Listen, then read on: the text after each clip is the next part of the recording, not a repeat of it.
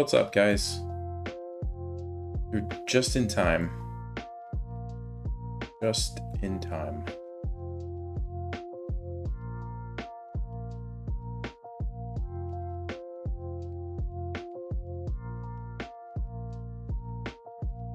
So tonight we're going to be analyzing games. If you're rated between 1,000 and 1,100, you'd send the game to my email. I put it in the description. And as soon as I finish this game, I'll start analyzing. What's up, Tyler? Minecraft noob, Brayden, Rowie, Abu, Nicola, Thomas, Pedro. What's up from Florida? Let's see. Go back here. I need a castle. What I need to do. Bishop's kind of not awesome.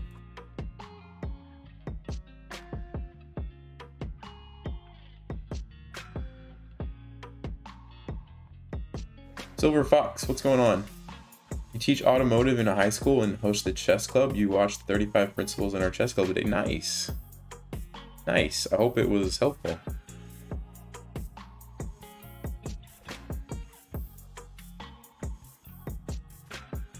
Okay, what's happening here? What's happening? This rook looks pretty annoying. I'll have to move somewhere. Let's go here, and then the bishop. Here?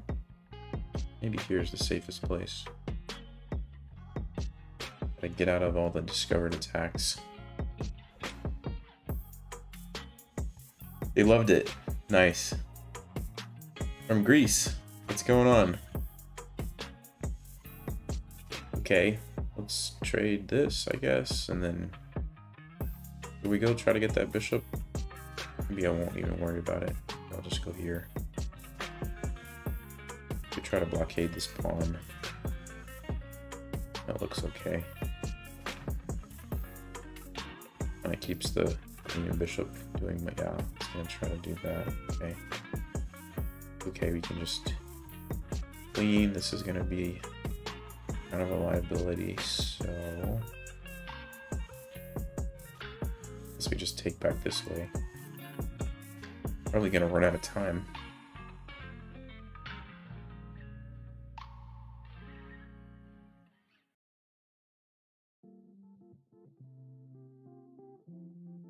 Okay, let's trade some stuff.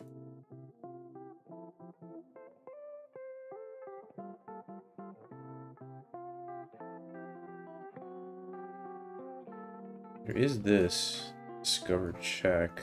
Gotta watch out for that.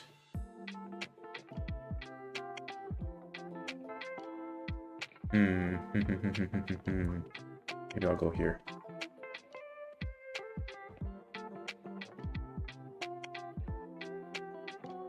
Can I just take the queen if he takes?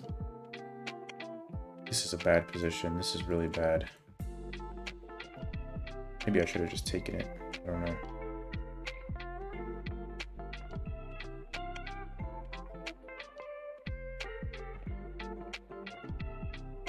Guessing that they're gonna take that. No? Okay.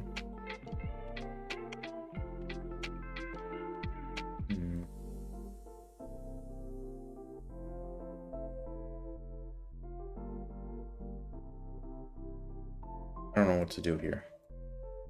Maybe we can come over this way. Try to get some counterplay. Let's see. What can we do here?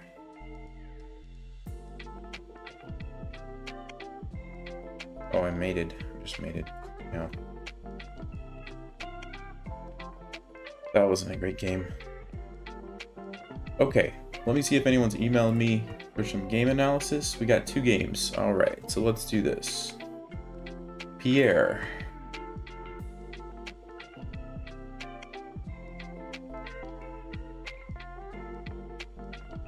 Okay, let me get this game up. Pierre is white, and we go. And he said he's 1,000 on chess.com, so we're gonna ignore the 1,500. I'm gonna take his word on that one. All right, let's see what we got here. Okay, Queen's Gambit. All right. Love. I don't really know these lines, but I think this is fine. I think that's one way to play it. Bishop e3 is a little weird. Normally you want to like try to probably play e4 at some point, but bishop e3 makes that pretty much not gonna happen. Yeah, I mean, I personally, maybe bishop g5 looks better. You could trade here and think about trying to do a minority attack, pushing these guys forward. Probably like that a little better than bishop e3, but I mean, and also like knight g4, and it's kind of an awkward spot. I don't know. a4. Yeah, now you went to g5. Yeah, I mean, I think I would just went there right away. Okay, h6. Yeah, this is there's a general rule. You don't want to move the same piece multiple times in the opening if you can help it. And so 1, 2, 3, 4, I think, or however many moves that was. 1, 2, 3. Yeah, probably. I mean, generally, yes, like bishops are better than knights, but I think here it's okay to just take it, just because there's not really a great place for that bishop. Like, I don't think it's awesome in any of these squares. I probably would have just traded it off. I'm not sure why it's showing all the arrows. Anyway. So c5. Okay.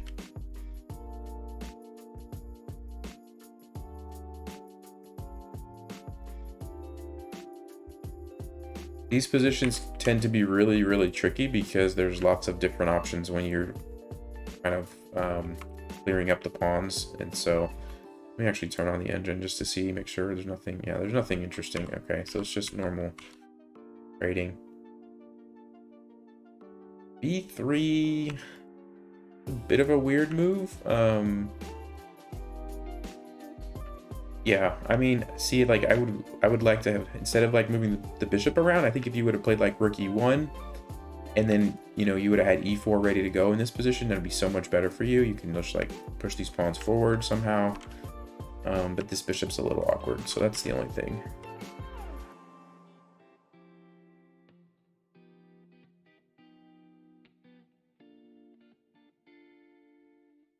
Okay.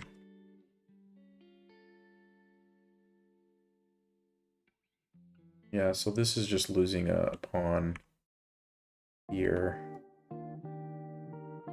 This one, I guess that's a pawn too. This is probably a little bit better for black, but let's see what happens. Okay, this is good. Rook on the open file is good. It's really late though to like start using the rooks. I think I would have liked to get those involved sooner. But okay, better late than never.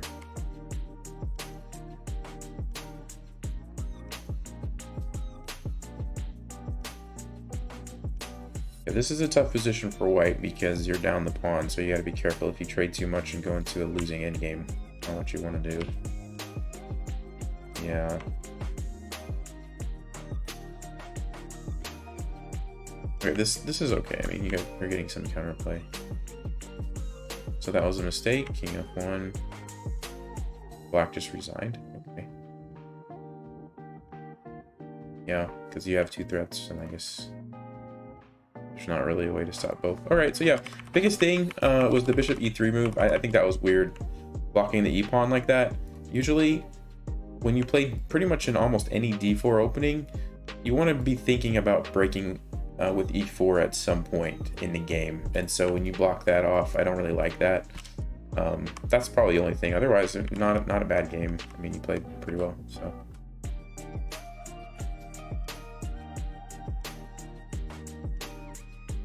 Are 1120s allowed to submit? Only if we run out of games, but I'm guessing we won't. Let's just see. Yeah, I've got quite a few more coming in, so let's go. Tyler's next. Tyler.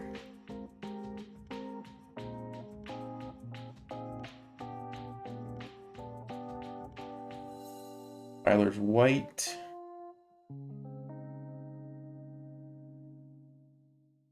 Okay, so Tyler's a little bit under the range, but since he was one of the first to submit it, I'll just go ahead and include this. This one? All right, let's go to the, oops. Okay, ooh, so, okay. Yeah, so F3 to defend E4. Usually it's not what you want to play. And number one, you're opening up your king. You have to be very careful when you play this, especially so early. Number two, this knight's best square a lot of times is F3. And so you're immediately taking away the best square from your knight and creating weaknesses that now you have to watch out for the rest of the game. So this is not the best way to respond to the Alekhines. You probably just want to push forward is better, and then get some space in the center like this, and then you can either, you want to be aggressive, you can play F4, or you can just play like knight F3, just take it. Knight F3 is kind of a more simpler way, but yeah, F3 I don't think is really a good idea most of the time, so keep that in mind. Okay, E5, E4, pretty good. This is weird, locking in the bishop like that. I think you can win. So it looks to me like you can take, play F4, bishop has to go back, and you play E5 and fork the pieces. I'm going to turn on the engine just because it looks like there could be some tricks there. Let me just make sure that I'm telling you correctly, but yeah, so it looks like it does work. So yeah, you just take here, they take back, you play F4. The point is that the bishop has to go somewhere, and the only place to go is back here, which sets you up for a nice little fork. And so there you go. I wasn't sure if black could play like knight here and get some counterplay here, but it doesn't look like it's possible. So basically, whenever you have pawns and pieces to attack, you want to kind of look out for little tricks like this where you can get a fork. So that just kind of comes with experience. But yeah, that's an awkward move, and so that's why I was kind of thinking like, yeah, that looks like a pretty good way to do it. So B3, let me open analysis now. C5, wow, that's another weird move.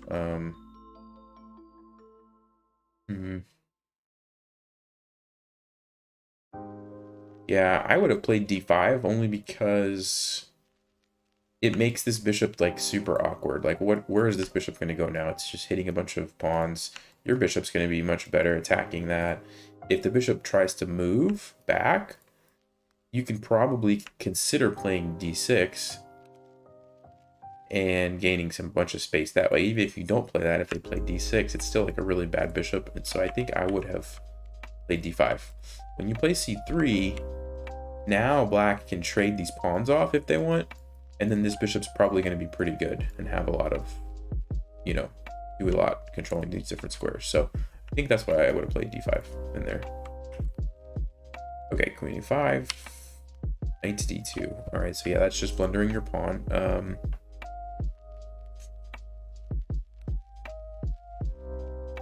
I think you still just play D5. It's just still a good move. Just kind of gaining the space and making it awkward on black because of the bishop. That's what I would have done. Now it's bishop B2. Yeah, so you want to be doing some basic blunder checks. Like, whenever you're moving a piece somewhere, you want to ask yourself, you know, is it defended? Is it going to be taken if I move it there, right? So that's like kind of the first question on any move you should make. The secondary question would be, if I'm moving a piece, was my piece doing something where it was before? So like in this case, it was defending the pawn. So, you know, if you move it, you gotta be, oh, then it's not gonna defend that anymore. So those are the questions you want to ask yourself. And then here, like, is anything defending my piece if I move it there?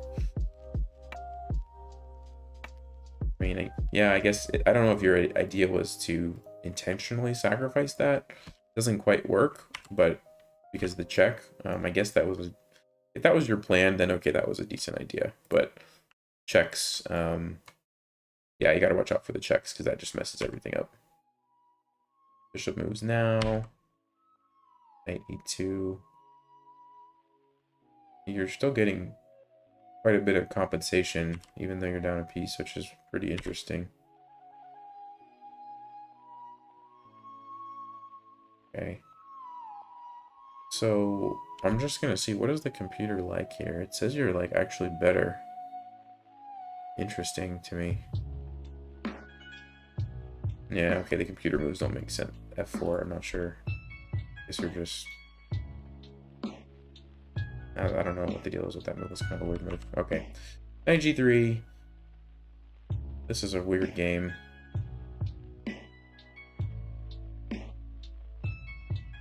So you did good there. You forked the piece. Black should have went over there instead, but okay. Yeah, so this was a really good move. Queen d6, bringing the queen in. Yeah, I mean, just from like looking at this game so far, you really want to do a blunder check and include things like always look at checks with high value pieces. So like, can you put the king in check? Start with your queen. Can I put the king in check with my queen? What about any other pieces? And you should have seen this move.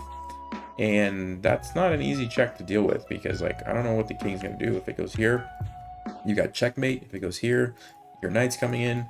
If it goes here, you can still go there and you're going to force it either back or out here. Everything looks really good for you. So those are the things that once you start not missing those moves, you're going to do a lot better. So, I mean, that's a good threat. Yeah, there's the checkmate, I guess. Yeah, okay. So, yeah, the biggest thing is just focus on your blunder checks and try not to miss some of those, you know, obvious moves like the bishop b2 and the check on c3. Kind of, that's the kind of stuff that you don't really want to blunder those pieces. But other than that, not a bad game. Oh, and then don't play f3 so early like that. That's usually not going to be the right choice. But thanks for the game, Tyler. Let me see if there's any comments I need to be. How are people sending in these games? They're just emailing them in.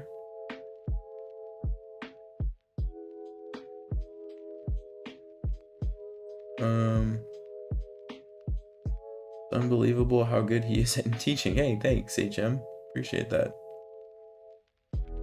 Am I taking games from anyone above 1100? Ideally, no. I'm trying to keep it between 1000 and 1100, or as close to there as possible. If you're a few points out of that, it's fine. But all right, cool. Let's go to the next game.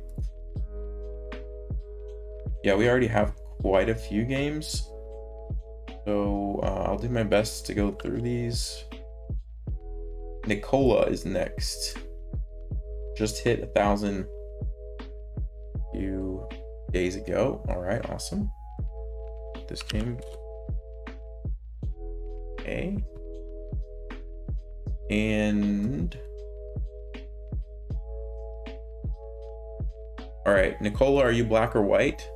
And guys, if you are gonna send games, make sure you tell me who you are if I can't tell from the name, because I might analyze the game from the wrong perspective. And Nicola, are you white or black?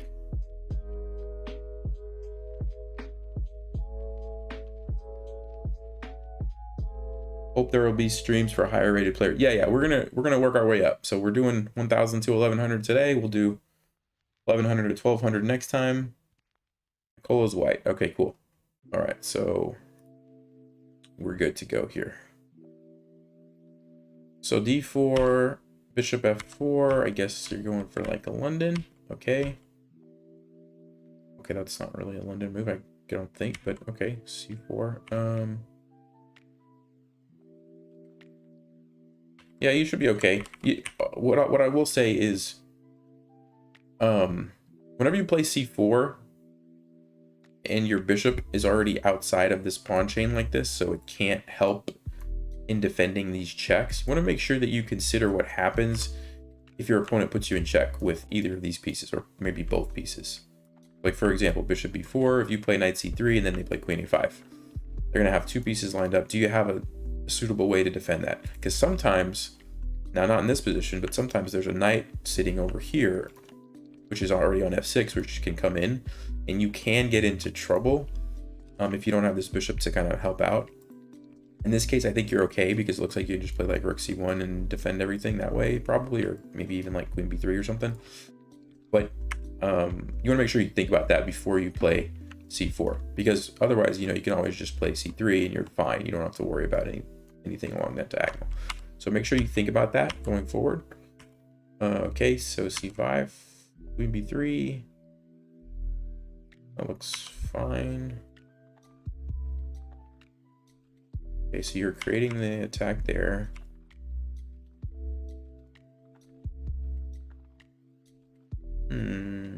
So it looks to me like you can get away with taking here, because if black takes, you're going to take with check, and that's going to be nasty because you're going to get a queen. So then they would have to recapture, and then it looks like you can throw in this move here, check, and then after like takes, everything's check, and then you can recapture, and I think you win a pawn. So probably what I would have played there. But that is a little bit tricky to see. Quite a few tactics going on there. But yeah, I mean, that idea of that's a really big threat if black just tries to, you know, capture here. Because yours is happening first with check, even though they have a similar threat, and you're probably going to lose a piece. You're already going to have like too much happening. So anyway, let's keep going. e6, okay. That looks pretty good. Queen d5. Okay, so they're losing a piece here for sure. You just take the knight. Looks like a pretty good move. Okay, good. Nice, very nice. So you saw that you could throw in that with check before you recapture. That's very good. Okay, so this is not bad because you're attacking the knight, but if you have 2 options to attack a piece, and one of them puts it into a pin, like bishop b5, that's probably going to be better because then it's pinned, right? If you play rook c1, well, now they can move the knight somewhere, and you know, it's probably not as good as like just pinning it, and then even if they defend it, well, now you can pile up on it some more with some of these other pieces, and you still got the pin. So I would have played bishop b5 there. But okay, rook c1. Yeah, and see, now you have to deal with some potential counter threats that wouldn't have even been an option if you just pinned it right from the beginning. Okay, yeah, so this is usually pretty annoying because now you can't castle, but you're up 2 pieces, so I think you're going to be okay. It's a good move, and then you were able to castle. That's nice. So at this point, you know, just trading pieces, this is not ideal. You probably would have wanted to, right here, I would have just maybe played like this, or let's see. Yeah, just anything so that your bishop doesn't get stuck behind the pawns. So probably bishop e5 is really good, or bishop d6, but still way ahead. I'm just gonna go quickly because I'm gonna assume that you won this game. Trading pieces is good when you're so far ahead. Okay. And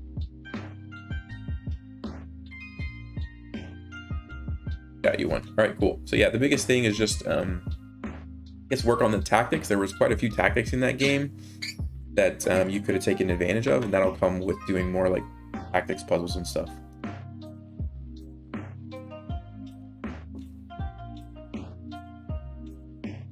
What's up, Zach? Thanks, buddy.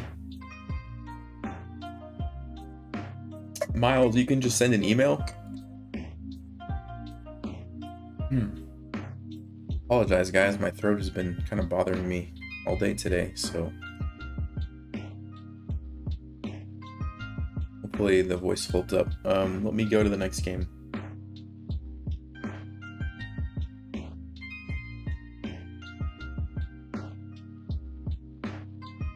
Next game's from Jose. Jose, were you white or black? don't know if you were white or black.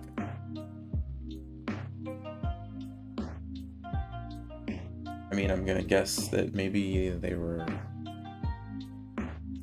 white. I don't know, maybe not, because 1000 is, I guess, that person. You see. Jose, are you still here? Were you white or black? You were white. Okay. Oh, you're 1282? Okay, sorry, man. I'm gonna go to another game just because I have so many, trying to keep it in the range just so that I don't miss people.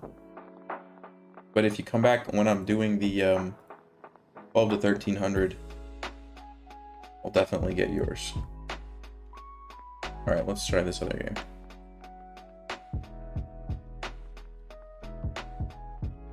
Okay, here we go. Neon. Okay, cool. So this person's white. And here we go. Really, let me do this first. Self-analysis. All right, Queen's Gambit. C5. I feel like it's too early to do this. So here's the thing with C5. It can be annoying for sure for black. It's like they can't move their bishop and they're kind of cramped.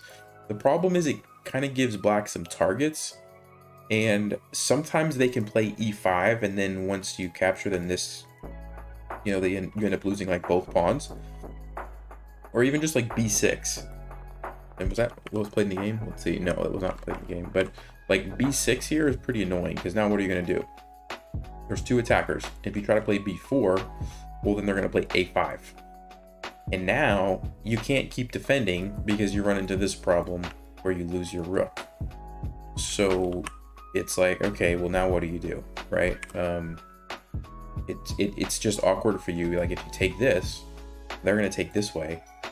And after this, black's just like completely better, because not only did they get their pawn back, you're going to end up with some weaknesses, right? They haven't gotten it plus A3, so yeah, they did. They already got their pawn back, and you have two weaknesses. So, and this bishop's like really strong now. So that's kind of what tends to happen if you play C5 too early. And if you don't defend it and you just trade, this is actually pretty good for black, because now you've given them the half-open A file. They're going to very easily be able to play C5 next, and yeah, black actually has an advantage. So generally speaking, you don't push super early like this. Now there can be moments in the game later where it is a good idea to do that, but not quite so early. So just keep that in mind. Now your opponent didn't know how to take advantage of that, so it's okay if they don't, you know, do what they're supposed to do. But just know if you're playing against a better player, you'll get into trouble with that. Okay, so you didn't want to trade. That's fine. I think that's fine. This is okay, even though you get some awkward pawns. Like this is actually not terrible, because you do get the half-open B file. All right. So I would have castled here. Maybe this can be a useful move at some point, but right now your bishop's fine where it is, and I would like to just see you castle right away. But okay, rated. That looks like it's hanging this pawn, although I guess you can get it back by. No, you can't, because 94. Oh, maybe. No, I think they can just take the pawn if they wanted to. Did they take it? Yeah. Yeah, and I guess just 94. Yeah, maybe you were just thinking that you had a fork and you'd win the piece. I can see that. I used to do that all the time. But you just have to realize that they can just go back and block, right? So, okay. It's still not terrible, but F5, yeah, F5, F3, okay. Big stakes. Yeah, now you're in kind of a bad spot because your king wasn't castled and you ended up in the middle, right? And so really that's not where you want your king to be, because once black opens up some of these files, it could get very, very dangerous.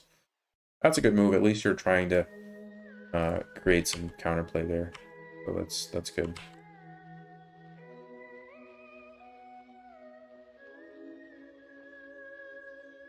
Okay. Yeah, see, this is now you're in pretty trouble.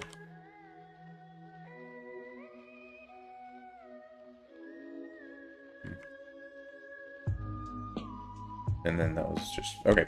Yeah, biggest takeaway, don't wait to castle. Like, you had a moment in the game, right here. You could have castled right here and you didn't do it. So this is something I used to struggle with. I used to always tell myself, like, well, I'm so close, like, I'll just castle in a few moves, it'll be fine, right? I'll get to it eventually.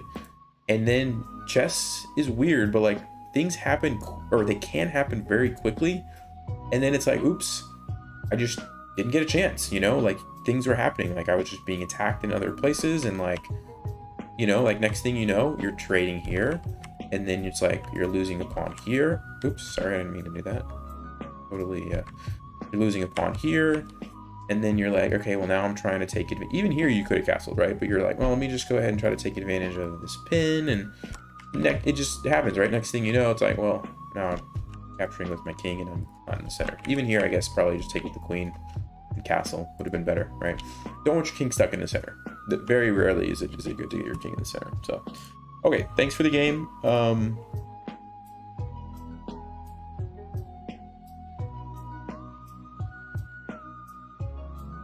Welcome to Thenwen. Awesome. Math Adam, what's up, man? Thanks for joining. How can I send my game? You can email it. I put it in the description, so you can just email. All right, let's see who's next. I have quite a few, so I don't know how many I'm going to get to. I tend to be kind of slow at analyzing these, but okay. 1103, Felix. Close enough. Are you white or black, Felix? White or black? That's what I need to know. Oh, double Felix. I got it. You're white. Okay. Cool. Let's go self-analysis. Here we go. E5. So E5 super early, kind of almost like this the last game we looked at. When you push too early, usually it turns out to be bad. Like if they play D6 right now, they're kind of going to undermine your pawn unless you play F4, which you could do, but then you have to be careful. And so usually it's better to wait, and if you can push when there's like a knight on F6, you can usually do it with the tempo, and you kind of get more value from that move than by just doing it right away. So yeah, and also whenever you play that, you're giving up control of these squares. So like black could potentially put a knight there at some point, or a bishop. And that might not be something that you wanted to let them do, but you know, you've already committed to this. So usually it's a little early to push like that, but let's see how it turns out here. Okay, this maneuver in practice, I don't feel like it turns out as awesome as you would think it would. That's just tends to be a really good square for the knight, so I don't really like taking that square away from the knight just to put your bishop there. I think I would have just liked to get my knights out right away, but it's not, I mean, it's not terrible. Okay, so now they attack and you trade. Queen E2 is a good move.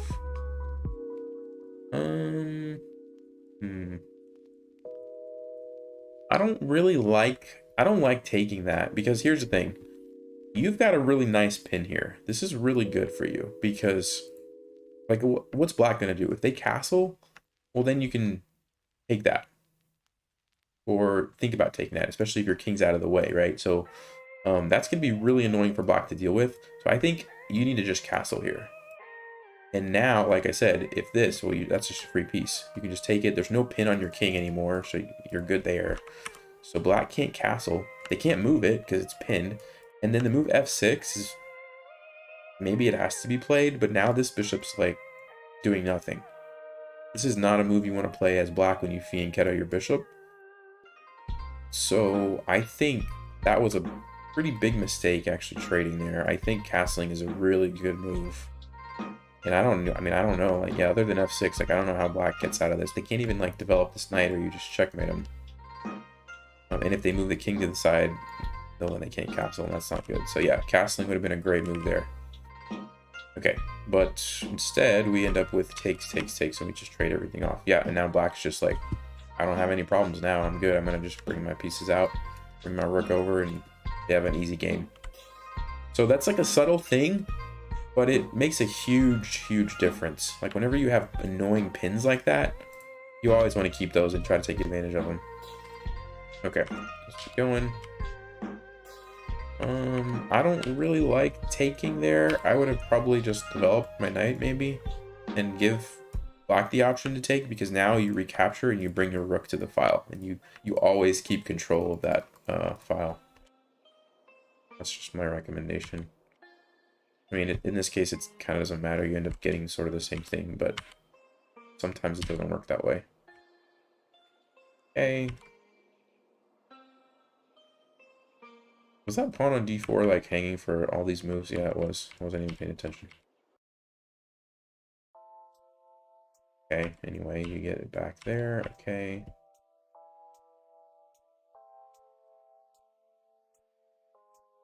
And I guess you just won. All right, cool. So he blundered a piece. All right. Yeah, biggest thing was that pin. That's a huge thing. It actually happens a lot, where if you can get a pin on a piece like that, and just pile up on it. Castle, bring your rook over, your rook, your queen, your bishop, and it's just a lot of times you can just win the game from doing that. So remember that for next time. Hey, good to see you. Membership for the price of half a cup of coffee. Hey, there you go. That's right.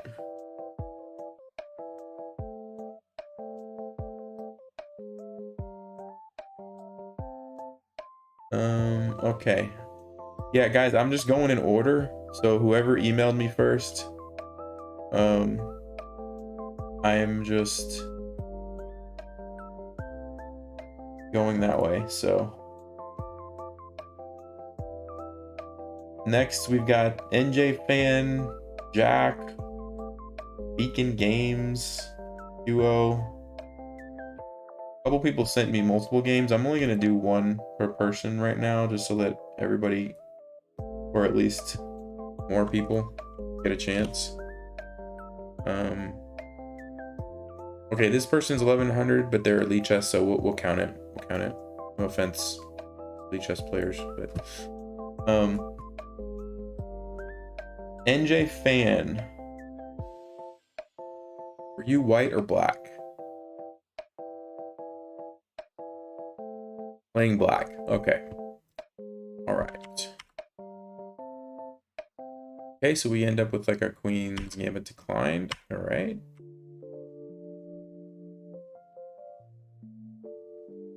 I think this is fine.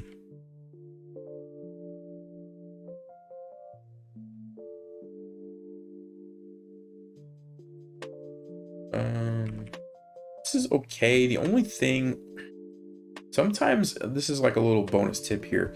Sometimes, so okay, normally this is the best square for your knight, right? But occasionally you get positions like this where there's like a pawn here that's defended really well. So these squares are taken away. This is taken away. And you've got the queen sitting there. So this is taken away. So it's kind of like your knight just can't do anything now. And that being said, it's not like super easy. You can't just go there immediately because you lose the pawn. So I understand like why you would do that. I'm trying to think if I would have, like I might have considered actually playing like c6 and then maybe trying to relocate the knight over here, because that just looks like a really nice square for the knight to be at. Whereas once you get it on c6, it's like, okay, what am I gonna do now? I can't really do anything. So yeah, I think like c6, and then this is probably like a little bit better plan. Just want to think about your pieces, like try to put them on the squares that they're going to be the most effective. And so you ask yourself, all right, knight c6, is that an effective square for my knight? Well, I can't really go anywhere, so probably not. Now this is kind of going against the rule, because normally, yes, that's the good square for the knight, but in this case, I think it was better to go this way. Okay, let's keep going. Okay, this is a really nice move. I like this. You're letting them take the pawn, and if they do, you can go here, and then you're gonna get their pawn and have a rook on the second rank. So very nice move. I like that a lot. Bishop d3. Okay, trading it. I like that decision. And sometimes what happens if your bishop's here and they're pushing pawns forward, is you end up losing a bunch of time because now like the pawn's going to attack the bishop and you got to move the bishop and you have to waste a bunch of time. So I think trading it off is good there. Okay, bringing the rook in. Fine. This is good. Doubling rooks on the hack open file. I like that. That's not a bad move. That's not a bad move at all. Like, I think if I'm playing this game, I'm probably gonna focus more on my knight right now and try to. Because remember when I said it wasn't doing anything? Well, it's still not really doing anything. The only thing that I would say that it's doing is controlling the square from the knight on e5. But I'm thinking like here, and maybe one day we can come over here. No, not right away, but like, or maybe even like moving it here to try to eventually hop in here. Like if white played b4, we could hop in there. Could be an idea. I'm not sure, but I think I would probably think about this knight. But okay, h5 is a good idea, like to try to take advantage of the king. So I'm not complaining about that move.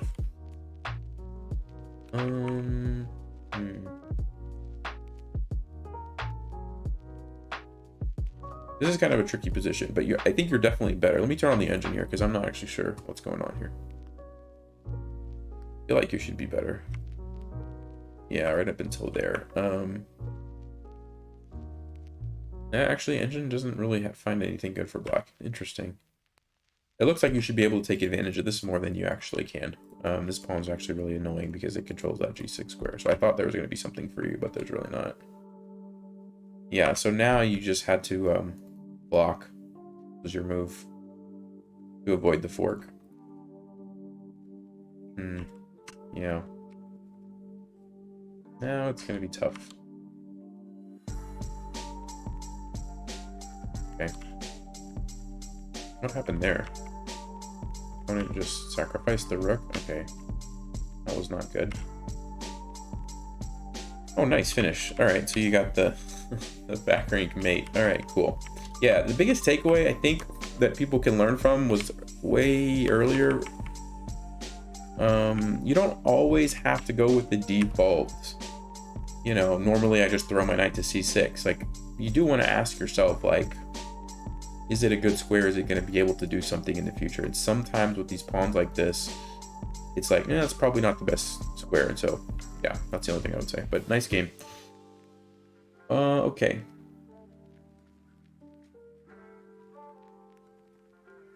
Nelson, I'm Jose. I was black in that last game you skipped. Someone else said he was white. I'm 1050. Okay. Let me go back to that one, Jose. Thanks for the super chat. So Jose's game was one.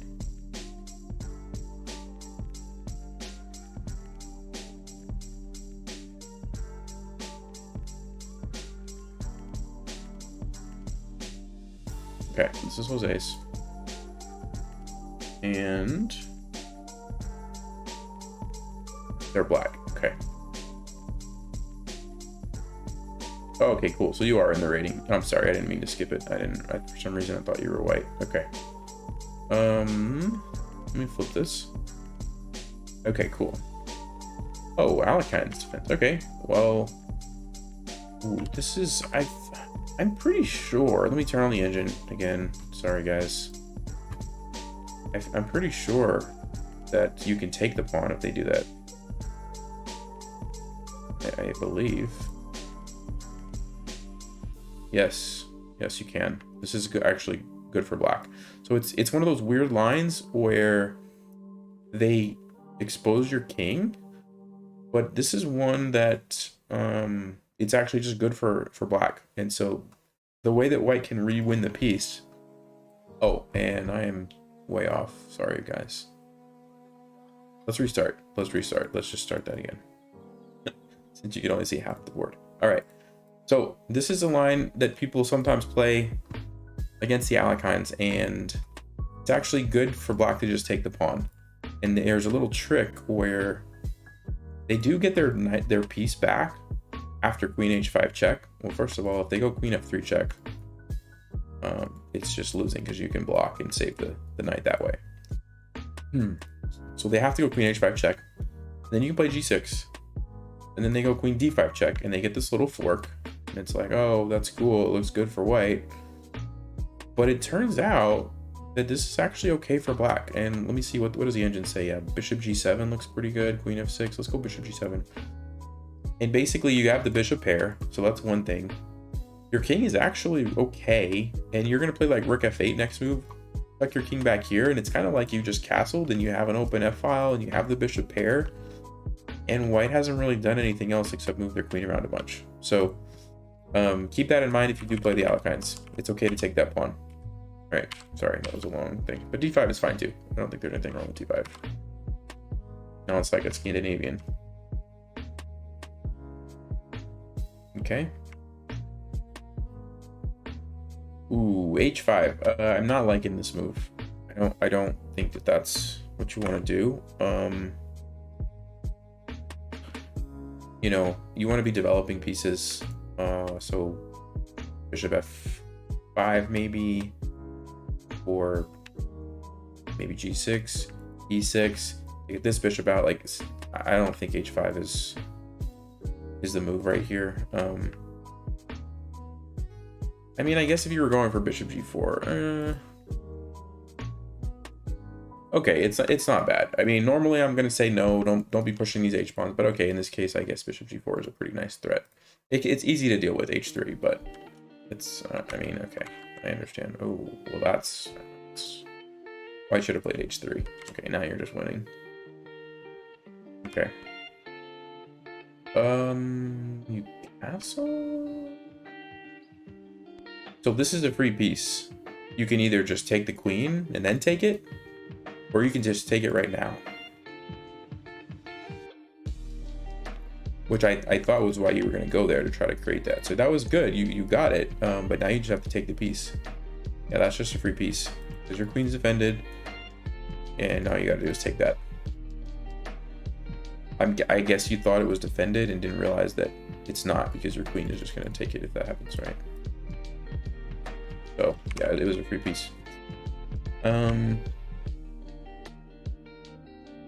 now white saves it. Okay.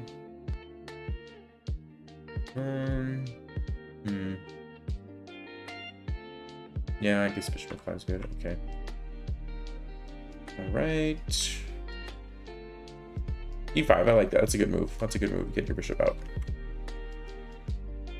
Ooh, bishop e5 check looks pretty strong. I don't know if it actually is, but I think I would have played this move. No, knight d4. Yeah, okay. Engine likes your move better, but I thought bishop c5 was good.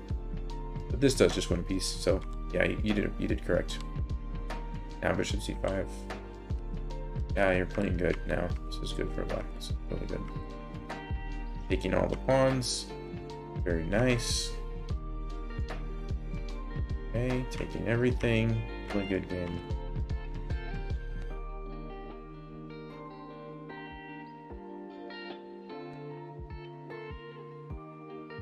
Okay. So everything is great, and then right around here, now I'm starting to get a little worried. And why I'm getting worried is if you somehow let your opponent get 2 rooks on the 7th rank, you might be in trouble. You might be in big trouble. And they're getting close, because now, like, if they, let's say, capture this and then bring this one down, you got to be really, really careful. That's a tough position to be in. So I think, like, back here, right here, I think this moment, if I'm playing this game, I'm going to play rook d7, just because I don't want to let anything happen on this rank. I'm so far ahead. I mean, I got a bishop, I've got these pawns. I don't want to let anything happen here. So I want to play rook d7. And what rook d7 does is, like, if they ever try to check you, well, now your king can just come up, and you're fine. You're totally fine, and you're taking away this move. That's huge. Now, I don't know what happened in the game, but I wouldn't be surprised if you ended up getting in trouble along this 7th rank. So let's see if that actually happened. Yeah, okay, that looks Pretty scary. Yep. See, and now we got mate. Yeah.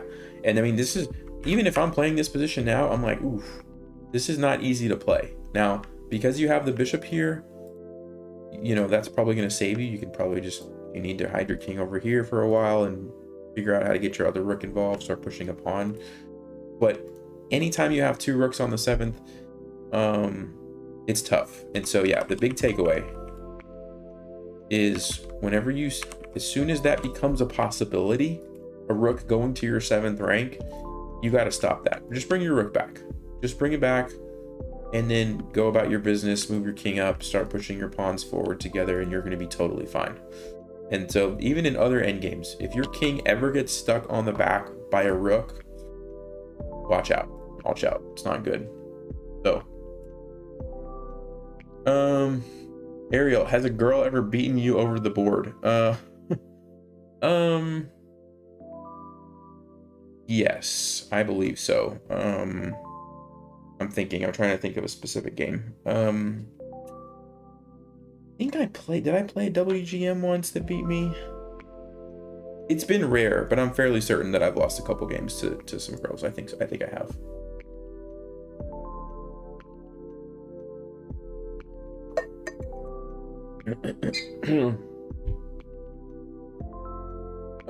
Okay.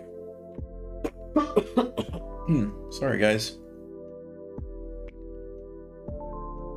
Would you be able to post links to the games you analyze? It'd be great to be able to review these later and refer to your commentary. That's a good question. Yeah, I can probably throw some of those in the what am I trying to say? In the description when I repost the live video, if I remember. So I will try to do that. Math. Okay.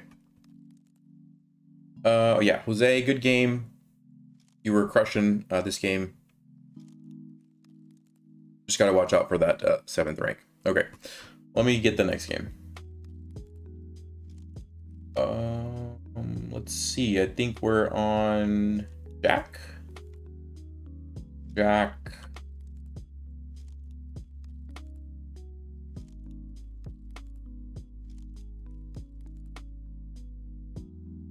Okay, so we have a PGN. Hold on.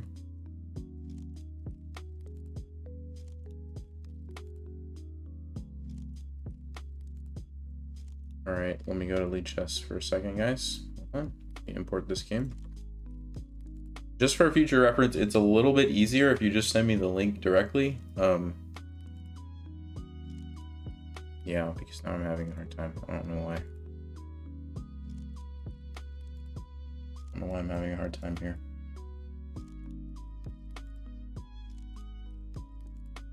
Okay. Jack, are you white or black? Is Jack still here? Did he say in the email? Jack, are you white or black? You're black. Okay. Jack's black. Let me flip the board. And let's move it over so you can see it again. Okay, so Jack is black. Here we go. Okay.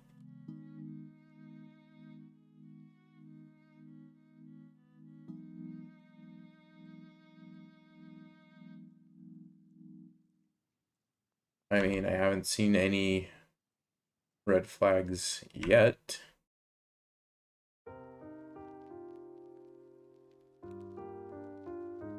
Looks pretty nice so far. H6. Yeah, okay. Yeah, I mean, you guys are playing pretty well so far. Nothing really is jumping out. Okay, trading the knight. I think that's a good trade. So you're in this endgame. You're up a pawn, and you have a much nicer pawn structure. So great. I think that's a target. So I would maybe think of how to put pressure on that. I think like maybe I would have just played like queen here just to immediately Because if you can ever get your opponent to like use let's say a rook to babysit a pawn or a queen to babysit a pawn, like it's probably a good thing. So maybe queen c5 would have been a nice move. Okay, but queen f7. Yeah, now they're just going to trade off their bad pawn, so you're not going to have that as a weakness anymore. All right, it's not a huge dead low. Let's see. This move. So right now, this pawn is like a brick wall. Like nothing's going to happen to it, right? There's no way. But as soon as you play g6, now you have to be careful. Now, if your plan was to play f5, maybe, but then this could happen easier. Basically, like, you don't want to give yourself targets unless you have, you know,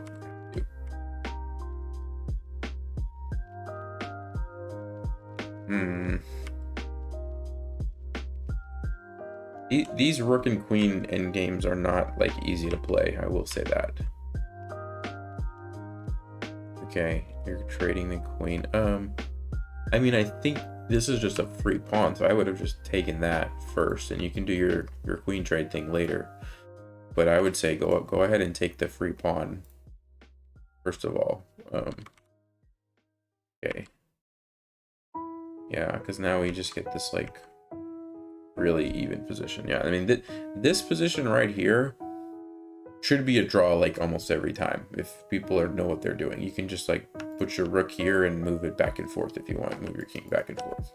White can do the same thing, like put the rook here and move back and forth, and nobody's really going to be able to do anything. So let's just see what happened. Yeah, okay. Yeah, so the big thing, like let's see, right here you're way ahead. Okay, you're way ahead. You got the extra pawn and this is a target. So like if you play queen c5 hitting this, now they have to defend. Let's say, I don't know, let's say this person plays rook here. Maybe you could maybe even play f5, and now that's really stuck. And now you have like some things to work on. Like, okay, maybe you can even maneuver your rook around. I realize that's a lot of moves. Or maybe you just bring it over here and you start pushing these guys forward. But you're gonna have constantly white's gonna be constantly having to defend this because your queen's there, and you can go about your other plan, or you could even do something over here if you want. I mean, there's lots of ways you could approach it, but you want to identify the weaknesses in your opponent's position and then take advantage of them. So queen f7, you know, yeah, it's not a bad move, but you're not really going for the weakness. And then once white was able to trade that off, now it's a lot harder to win this position. Even this position is a lot harder to win because this is a backward pawn. Easy for white to just kind of pile up on that thing, and you might end up losing that, and then you just have an even position. So anyway, that would be my 2 cents there. Okay, you were worried about the queen going to g6. Okay. Yeah, I guess that's a fair point, but if you're creating counter threats, I mean, the queen can't even go there. You just take this. And so, I mean, yeah, you can always play king f7 later, maybe, and do that if you want. Or even f5 is actually a pretty nice move here. Stops that, blocks the rook, and really makes this guy stuck. So I think f5 was actually another good move. Both of these moves would have been good. Okay, I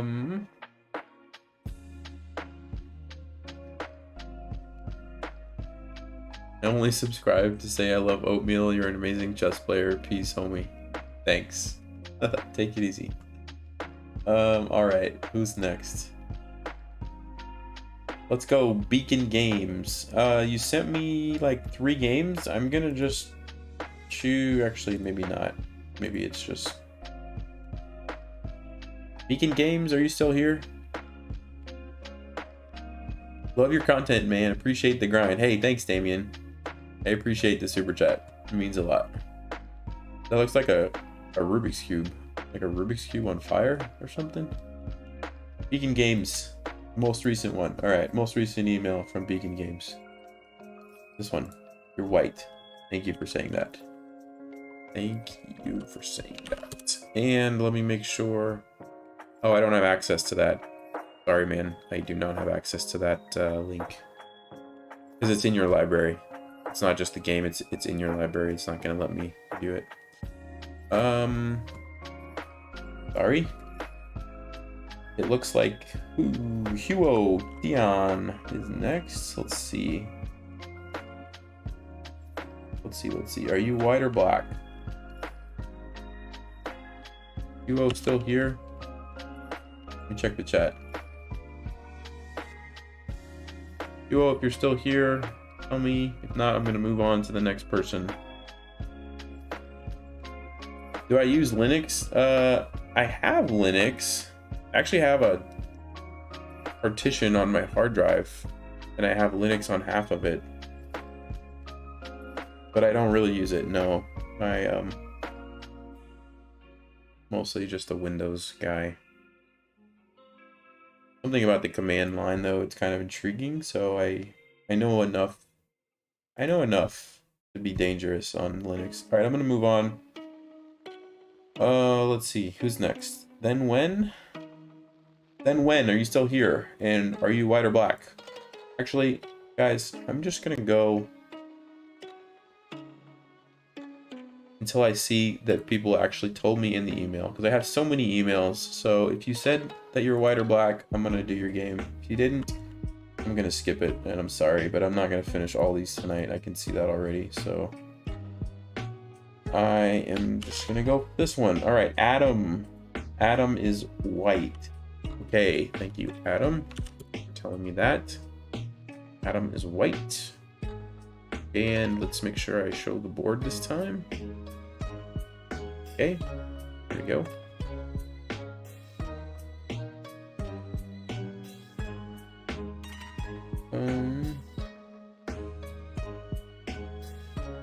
Oh, Thenwen's here? Okay, I'll go back Thenwen after this game. We'll do yours next. If I don't forget. Try not to forget that. Alright, we got a Queen's Gambit. Okay. Bishop G4. That's an aggressive move. Alright. Wow, this guy is not afraid, huh? Yeah, so C5. Let's turn on the engine just because I want to verify, but I'm pretty sure this is a bad move because of E5. Let's see if I'm correct on that. Let's see. Dun, dun, dun, dun.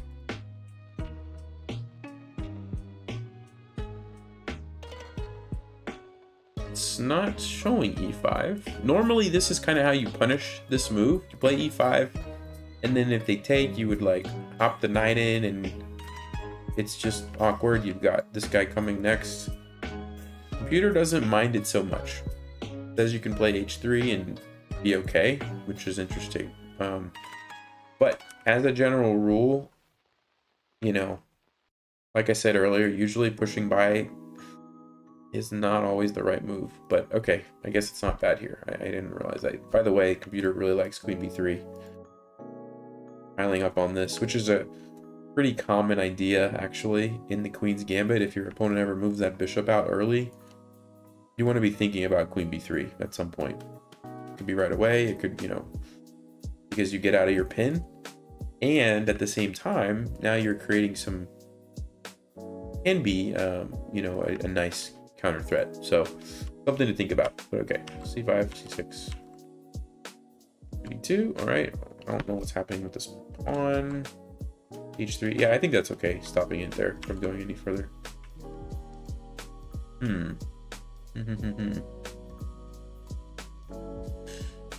Bishop G4. I'm not sure what the idea was, but you know, you want to complete development. Normally, the way to respond to a flank attack is with a counter attack in the center. Now, you kind of lock up the center here, so you don't have a ton of options, but you still have E4 maybe. Now, right now, you're just losing a pawn. So I'm thinking knight C3, and then maybe E4, and try to get something going in the center. If black's gonna keep, like, I don't know if black's gonna keep trying to push on you or what they're gonna do. They're kind of stuck now, but this is what I would be thinking about most likely. Okay. Queen F3. Yeah, so the only thing I'm seeing is just a lot of moves that aren't developing moves, right? these two moves just happened, you could have had 2 pieces out or castled or, you know, done something else. So you just want to be thinking through that. Bishop d2, okay. Ooh, b4. This is a tough position because this bishop is not looking awesome now. I just noticed this is a 60-minute game. Okay. And you guys are flying. Yeah, you guys are playing really fast for a 60-minute game. So time management could be one thing. Probably would be beneficial to think a little bit more. I just saw that, but okay.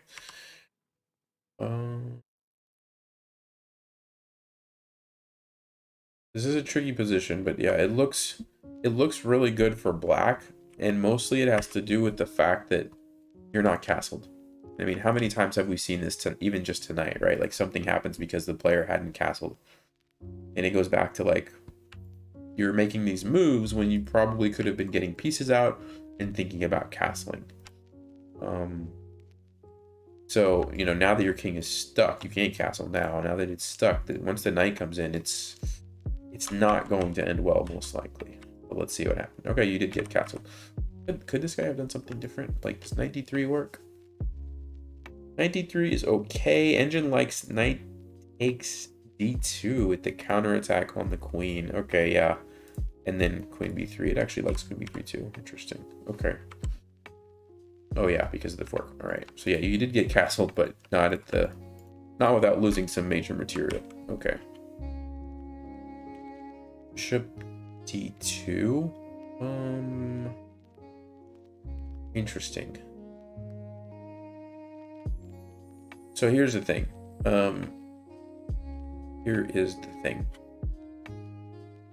I get the idea. You're like, all right, I don't want to lose my rook, because you're probably thinking if I move my queen, then I might lose my rook. And so I'll sacrifice the bishop, I assume, so that I can get check with my queen and then move my rook to safety. I'm going to go out on a limb and say that's what the thought process was.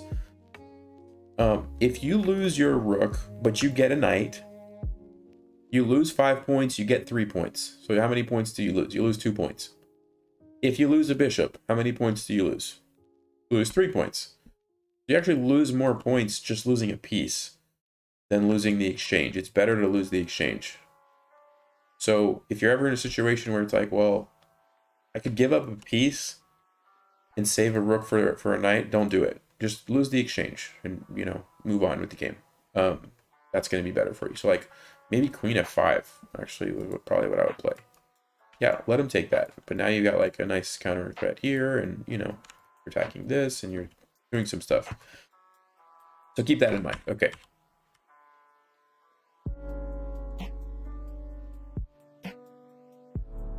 Wow. Okay.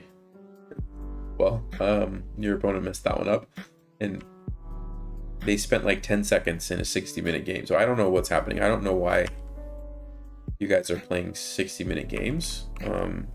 If you're just going to play blitz, but okay. Anyway, yeah, the big takeaway, I guess, is don't wait to castle. Like, just don't do it. Like, even here, I understand, okay, it's pretty scary to castle into this. But do you know what the top engine move is in this position? I'll give you one guess. It's castling. And the idea is you've got a nice little blockade here. Like, if black just does that, you just take it. It's like, okay, whatever, I'll just take your pawn. And then what you're going to do is now you're set up to start opening up the center. You're going to play knight c3. You're going to play e4. You're going to bring your rook over, and you're going to take advantage of the fact that your opponent is not following the rules of chess, right? The basic principle says control the center, develop your pieces, and castle. They're not doing that. They're pushing all these random pawns over here. So the way you punish them, just do this. That's it. Okay, I hope that made sense. Let me see if there's any questions.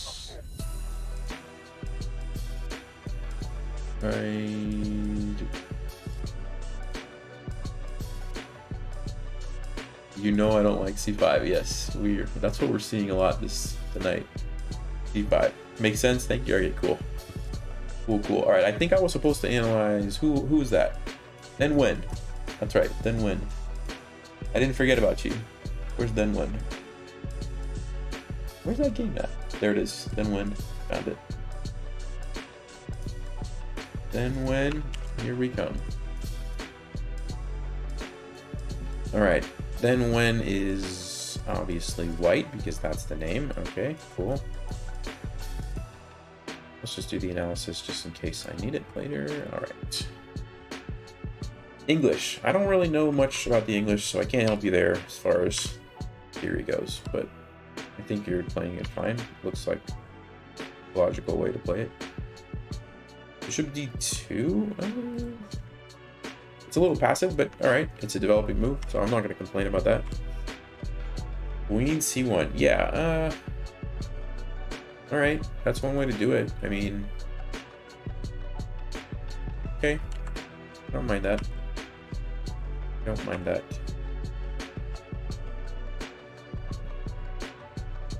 Okay, so I think that's fine. You trade off that bishop, so the king now has to be careful because there could be weaknesses to take advantage of.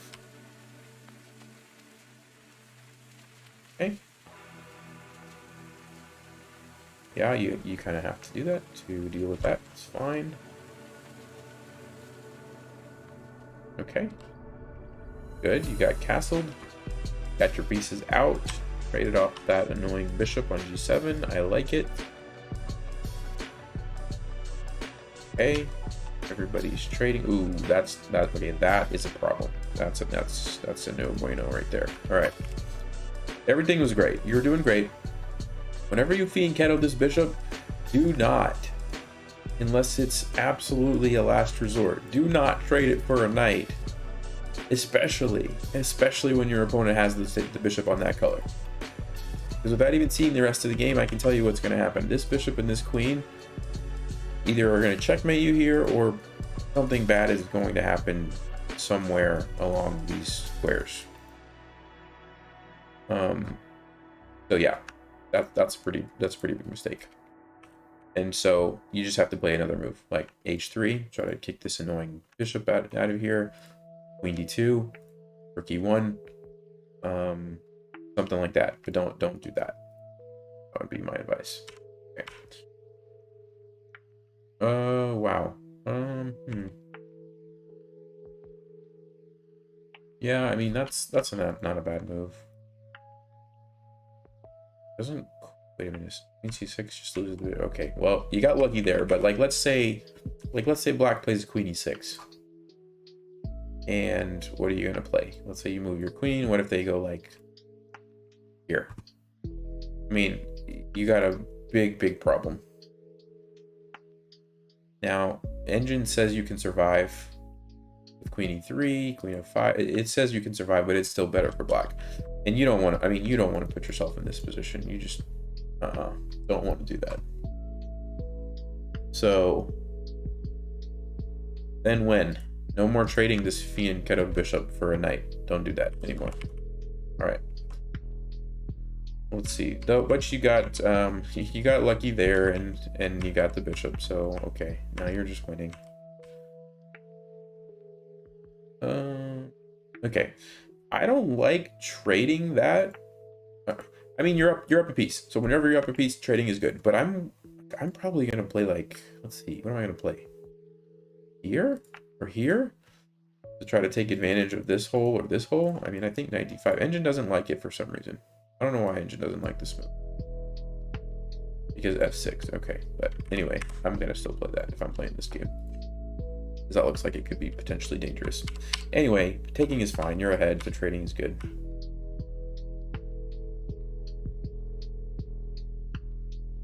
Still ahead. Still trying to trade some stuff. That's fine.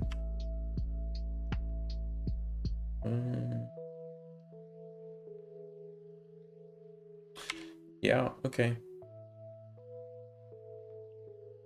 A little bit tricky with the queen and the knight here, but nice finish. All right, that was good. Yeah, big takeaway.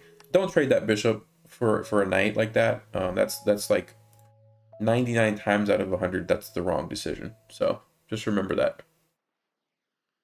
Okay. Who do we got next?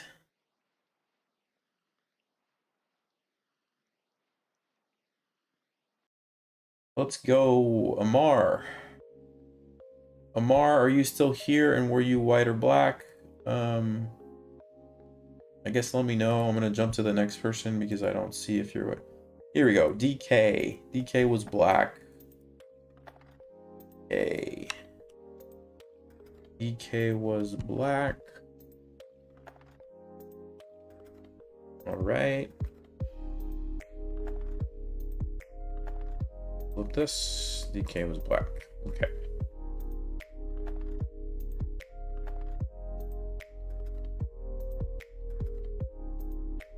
Carol Khan, I don't know this. Oh, I do know the two knights back fairly well. Bishop G4, okay. All right.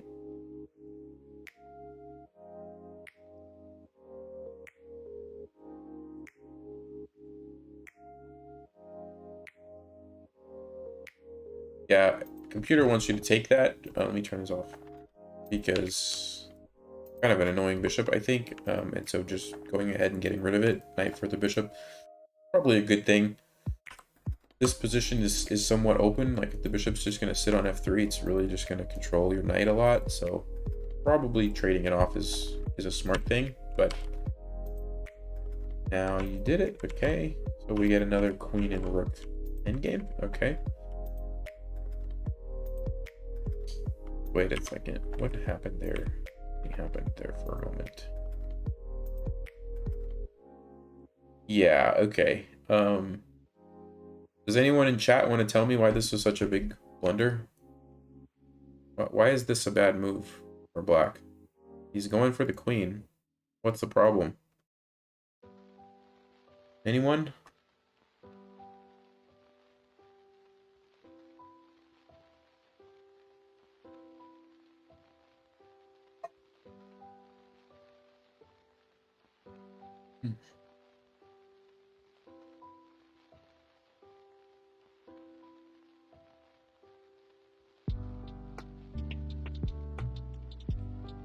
Yeah.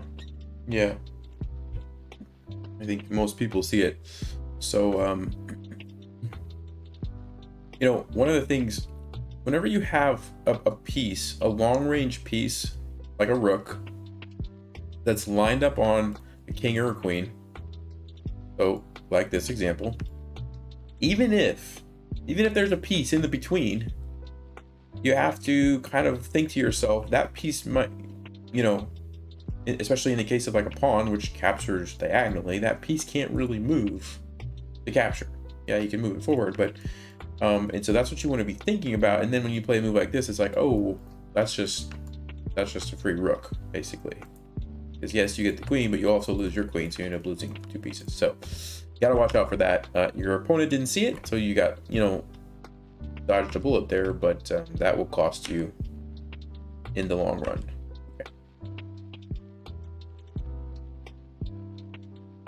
Okay, G6 is good. This is a good move to like block off the battery.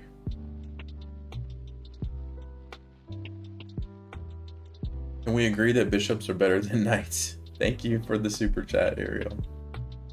Yes, generally speaking, bishops are better than knights. Although, that's just generally speaking. Okay, I'm gonna go a little bit faster. Okay, so we get a king and pawn endgame. All right. That looks good for you because you're going to win that pawn. Very nice. So now you've got an extra pawn. So you got to figure out how you can take advantage of this extra pawn. One option is if you can, like if I'm playing this game, my plan of attack here is going to be, if I can trade off, so like let's say two of these pawns for two of those pawns, and I have one left, I can use that as a decoy. I can run my king over here, take all of these, and now have three pawns to go and get a queen with, right? Because this guy has to guard my extra pawn.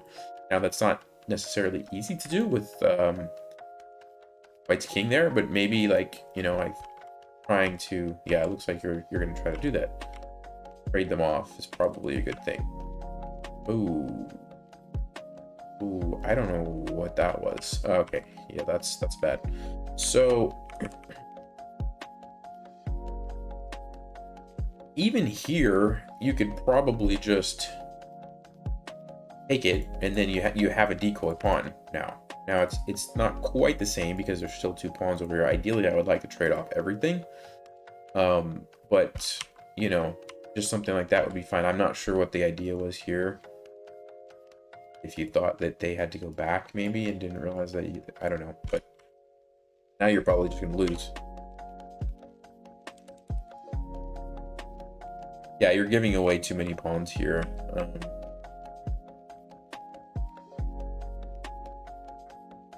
All right, here's the other thing. If you are going to do this with the idea of going here, taking this, and getting a queen, you want to ask yourself, well, what's going to happen if my opponent does the same thing? They go here and get a queen. So I talked about this in one of my videos, but basically you want to ask yourself, like right in this position, when you're trying to decide, should I take this? Should I push?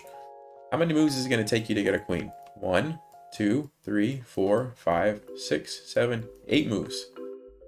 Okay, how many moves is it going to take my opponent? 1, 2, 3, 4, 5. So it's not even close. 5 to 8. So that should immediately tell you that's not a valid plan.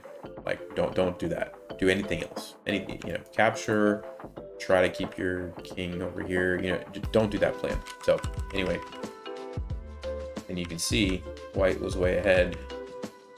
And yeah, so biggest thing going back here, all you had to do, like for example, right here, just take it. It's fine. Just take it.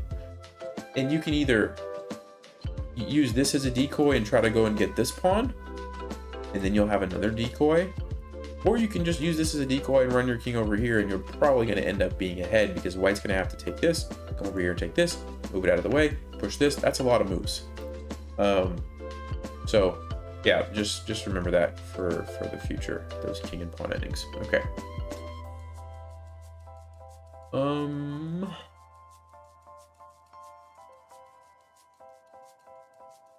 All right, let's go. Who's next?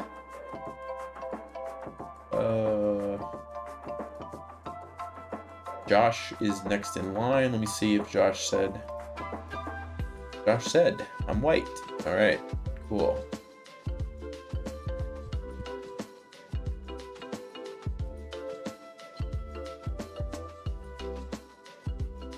Okay, Josh is white.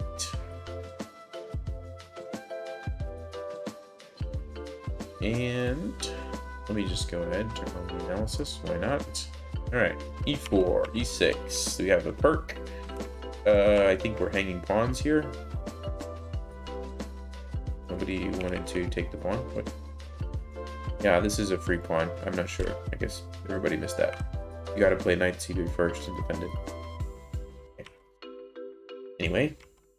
This is one thing, I'll just stop here. Like, I see this actually a lot at low-rated players. They're like, everybody's just kind of like, this is what I'm going to do. I don't really care what my opponent does. I'm going to move these. I'm going to move this. I'm going to move this.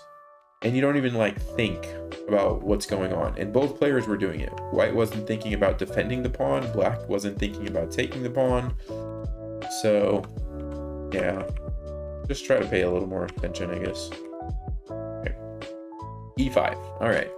A lot of times it's a good move at the right time, but if you do it at the wrong time, you can get into trouble. I think this is the wrong time only because takes, and then knight g4 is usually a strong move. Let's see if the engine agrees with me. Takes. Yeah, knight g4. And the problem is this can become a liability for you now. And yeah, the engine just says you just have to give it back right away. But if you try to hold on to it, like with bishop f4, then black's just going to play knight c6. And again, they're piling up. And let's actually see what happens if you play queen e2 to try to hold on to it.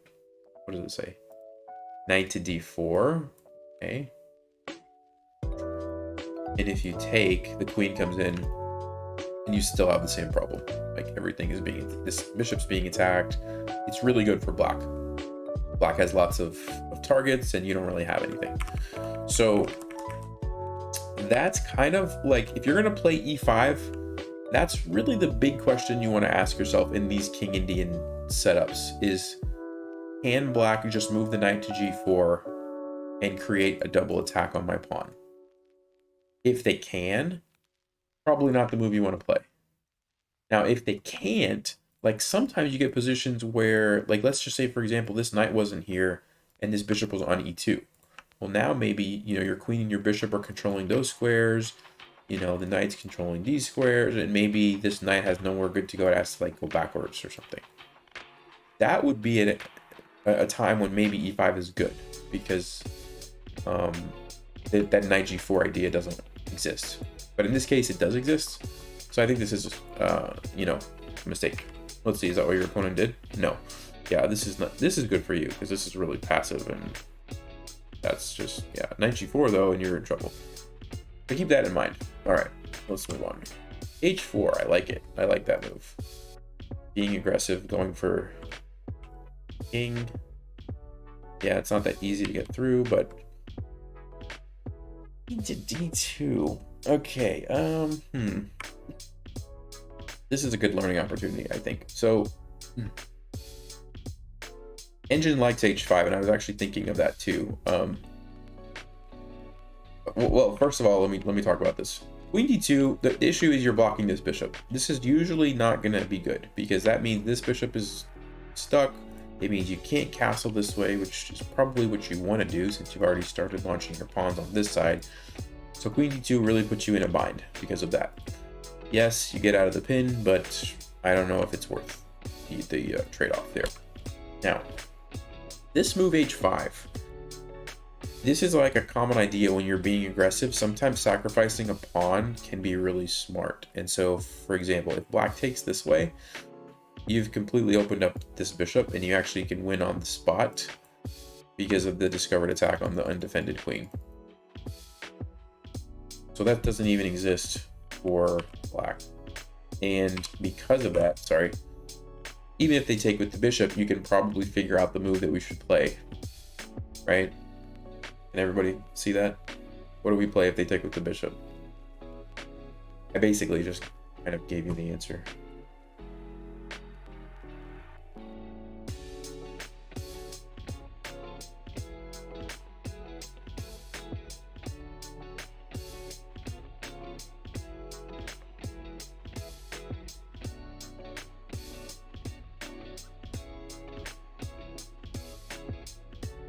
Yeah, exactly. You just take it, because if they take you, well, you do the exact same thing, right? You take here and take the queen. So h5 would have been a really nice move here in this position. What rating do you have to be to sacrifice your queen? You don't have to be a rating to sacrifice your queen. You just do it. Although you want to have a reason. Usually the reason for sacrificing your queen is checkmate. Occasionally you could do it for other things, but most of the time it's going to be checkmate.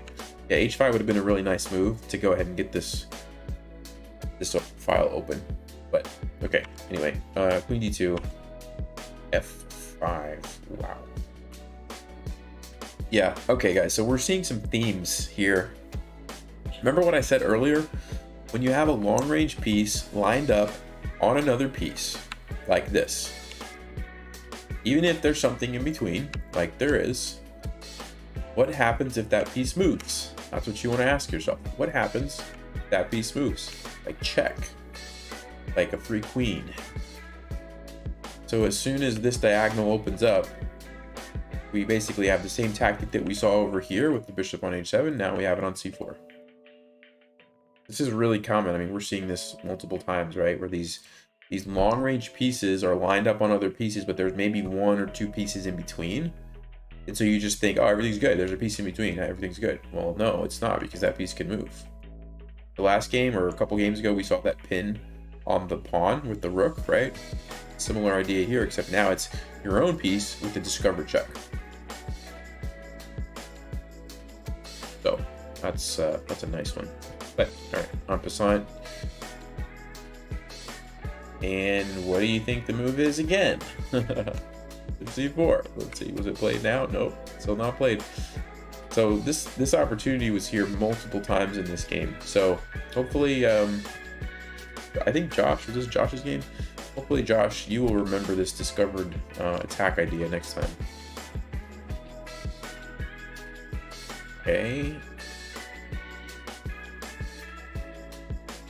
Now you play bishop c4. Yeah, it's a little bit too late. It's still a good move, but it's not like game winning like it was. Oh. Okay. Okay. Whenever you have long range pieces lined up, gotta pay attention. Gotta pay attention. There was a free queen. Just there it was. Just waiting for you. All right. Eventually, somebody noticed that the queens were lined up. Okay.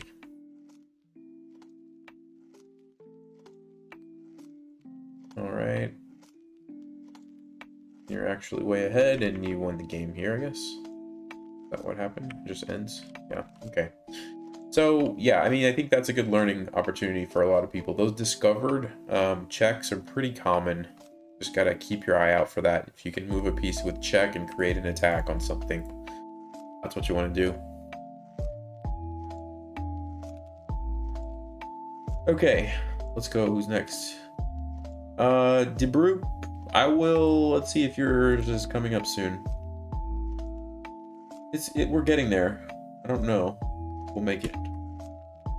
We'll see. We will see. We might.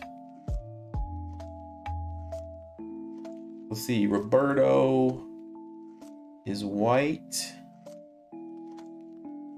Roberto is white. Okay, I don't have a link, but I will paste it. Give me 1 second. 1 second. See if this will work. Okay, cool. Roberto, I think I said is white. All right. Okay. Oh, this is the Grand Prix. I've been experimenting with this recently, so I can tell you a thing or two. But what I will tell you, I don't know a ton. Oh, what I will tell you is the board is not centered. Sorry, guys. There we go. All right. What I will tell you about the Grand Prix is there's 2 places you can put this bishop, c4 or b5. And that's very tricky to decide. But if they play e6 right away, my experience is bishop c4 tends to not be the greatest option because you're just hitting the wall and they're going to play d5 later and chase you away. Now, if they play d6, well, then it's a better option because now if they play e6 and d5, well, they kind of wasted a move. So that's when you can get away with bishop c4, go for the pressure. But like since they played e6 immediately, I think you probably would be better off trying to go here and trade for this knight. It turns out that like getting rid of this bishop for this knight actually can help you attack the king. Just because you're not gonna be able to do anything with the bishop here with the pawn here. Very rarely. Sometimes you can play f5, but that's what I've learned from the little bit that I've been playing it. Now, one thing that's kind of annoying when you do play there is a lot of times they play like knight d4, and you got to deal with that. So you probably want to play knight f3 first, and then maybe bishop b5, and then if they go there, you take, and it can get a little tricky, but I still think it's probably better than c4. Anyway, that's my 2 cents. Bishop d2. This knight is better, I think, because you're pretty much gonna guarantee that that goes there. Bishop d2 may or may not be a useful move, so I would recommend go for the knight first, and the bishop you can decide later on the bishop like what to do, because a lot of times the bishop will just sit there, and then after you play f5, it'll come out later. So I think I would play knight f3. Some of this stuff is a little bit more advanced, so at the 1000 to 1100. Honestly, a lot of this stuff is not going to matter, so I don't want to complain too much about these moves. Yeah, so you played good. Yeah, f5 is the idea of playing the Grand Prix. Like that's what you want to do. The only thing, maybe you want to play queen e1 first, so that your queen is ready to go to h4. That's why you play queen e1 in the Grand Prix, so that you can very easily come over here to h4. And then when you play f5, now your queen is kind of helping your bishop, and you've got some nice stuff happening. So just something to think about. I'm not saying that this is wrong and that you have to play queen e1, but it's like, it's a good idea to keep in your mind that maybe, you know, this could be useful. Okay. Okay. Yeah, see, like, this is pretty passive. You are creating an attack, but the issue is, like, for one, it's already defended. And for two, if your opponent just plays king h7, it's like, okay, well now I don't know what these pieces are going to do. You're just attacking something that's going to be defended. Whereas if your queen's over on h4, now it couldn't be right now because of this, but like, let's say even we dropped it back and it was on h3 now. Okay, you still have the same attack, but your queen's in a much more aggressive spot. Now if the king goes there, you can think about playing knight g5 check because it's pinned. And so it just gives you a lot more options if your queen's over on that side of the board than over here on the other side of the board. You only have one attack and that's it. Hope that made sense. Okay. I wonder if you could have played g4 now, chased the knight away, and then captured it. Let's turn on the engine. Let me see if it says that. Yes, it likes g4. Basically, the point is if the knight moves somewhere, like let's say he goes back here, you can capture this if you want now.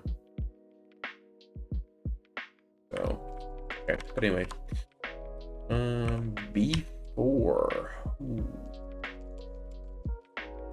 Yeah, engine doesn't like that move, and I don't like that move either. For one thing, you're putting this knight into a really nasty pin on your rook. I don't really like that. And it's kind of just like losing a pawn. I think what I would see, this is kind of awkward because you want to connect your rooks usually so that your rooks have options to go wherever you need them to go. Like if let's just say hypothetically your queen was over here on h3. Well, now I can get this rook involved. I can bring it over here and counterattack this rook. Or if I wanted to, maybe I could think about doubling up the rooks, or, you know, you have a lot more options. And I think because of this, now you're kind of forcing yourself to play some weird moves like b4, because it's like, what else are you going to do? Actually, knight d5 might have been a good choice to try to stop black from playing that at some point. But anyway, let's see what happened. Okay, so there is a rook here. But yeah, that actually looks pretty risky if black takes it, because now you have some nice threats. So if that was your idea, very nice to sacrifice that. Okay. You trade it off, all right. And now black kind of messes up and lets you take this. So now you're in business. Engine doesn't like that move. I don't mind it, because it looks like that's good follow-up, although yeah, you still have the rook coming. Yeah, I'm okay with that move. I mean, I don't mind that. I would have played knight e5, but engine actually likes g4. Yeah, this is a tough position. You're doing the right thing though. You sacrificed it to open up the king. You're bringing in the rook. You're bringing in the knight. I mean, you're doing everything right, because I don't see any immediate tactics. Okay, so there's a nice one here.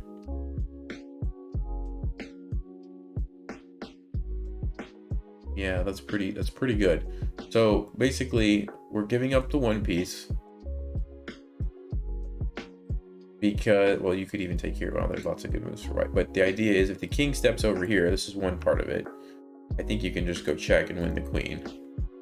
It also shows that you have mate if you take this. But then the other part of it is if the king like goes back, you can do this and you end up getting mate. So there, I mean, there's lots of crazy stuff happening here. But that's a nice finish. And basically what you're doing is trying to think how I explain like how you would find this if you're playing a game. I think you want to be thinking about, okay, which of your pieces, this is how I would think about it. Which of your pieces is active and doing a lot? This rook, active, doing a lot, yes. This knight, pretty active, doing pretty much. Queen, not a ton. I mean, it's kind of involved. What about this rook? Not really doing anything, right? So how can I get the rook involved? Well, if I move the knight, the rook is going to be involved. Okay. And then I start thinking, well, I have to deal with like this thing here. I don't just want to trade and simplify and let the queen come over. So, oh, what if I move the knight forward? Now, look at that. It's going back to those discovered attacks. Now my rook's involved. And I'm doing it with check. I'm avoiding the trading of the rooks. And yes, I might lose that piece, but then I can get it right back. And now I have 2 rooks involved. That's probably how I would come about that move. But that's a tough one. That's a much more advanced tactic to find. But okay. And that's good. Yeah, you're okay. Fine. Yeah, now you're bringing the rook in.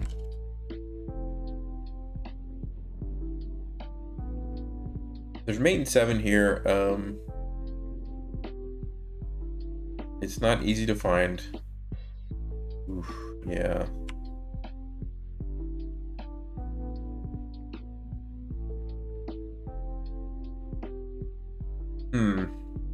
That's a tough game. I mean, at the 1000, 1100 level, you're playing this really well. Like, you're missing wins here, but I'm gonna be honest with you, like, these are very tricky to see. I don't know. Yeah, I can't see what the time control of this game was, but you did a good try. There's some more advanced tactics here. Like, for example, let's see, what's the move here? Queen to e1. So you're defending the knight, attacking the rook, and then after, like, let's say the rook, I mean, the rook can't even really move anywhere, so it's showing queen c5. You just slide the king over. Again, this is still kind of trapped. Queen e3 to try to defend. Knight to f3 check. I mean, this is advanced stuff. Like, honestly, I don't know that I would see this all in a game. This is a lot. Once you block off the queen, now you take, and yeah, now you're getting mate, basically, after just sacrifices the queen, and you have mate next move. So, okay, you played that pretty well. The takeaway, I would say, going all the way back, is when you did this little bishop d2 queen c1 idea, it's going to be much more effective for you if you can do, like, right here, before you play f5, my recommendation is play queen e1. Black's going to do something, bring your queen over here, and then play f5, and you're going to immediately have this threat. And even if you have to drop your queen back to h3, like if it gets chased away or something, it's still going to be a much more aggressive position for it to be in. Allows this rook to come over. And so, yeah, that would be my recommendation going forward. Try that if you're going to play this. Okay. Will you do a game analysis of around 1500? Yes. Yeah, we're going up. So we're at 1000 to 1100. Next week we'll do 11 to 1200. I'm just going up by 100 because there's so many people sending games that I can't do them all anyway. And so I feel like this is a better way to get as most games as possible. All right, let's see.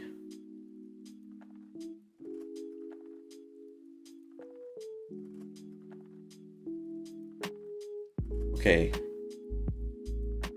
The group, you're getting close. You're getting close, man. I'll go ahead and do yours. What do they say? Squeaky wheel gets the oil. I guess in this case it's true.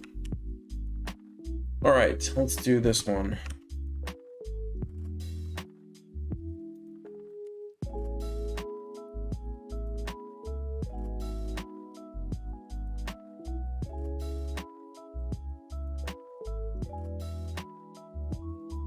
Roberto, thank you, man. Appreciate that. Yeah, you're welcome. Hope that helps you going forward. All right, the group is black. Okay, so we have Carol Khan. Okay. Not the Archon player. Yeah, I don't like necessarily losing the bishop like that.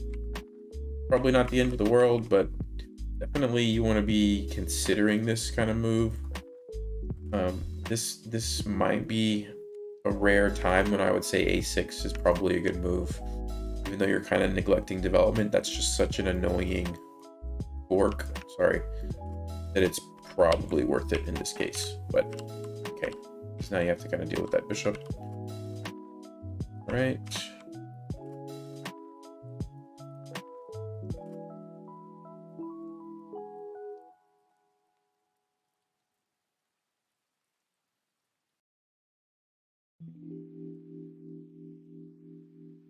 Yeah, this is pretty good. This is fine, because now this is a weakness. You should be able to just win a pawn.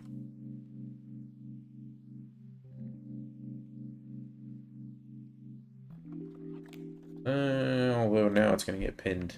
Okay. Let's see. Something went wrong here.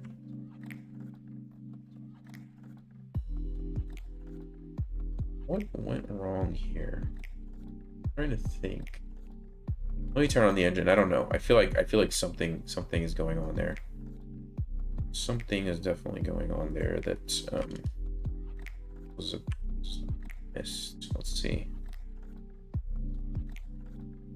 Normally I will tell you, if your opponent pushes a pawn this far, usually you can pile up on it and just capture it.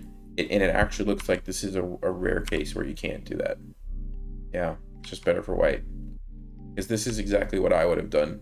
Just try to like pile up on it, but it just doesn't work in this case. White's able to get all the pieces involved.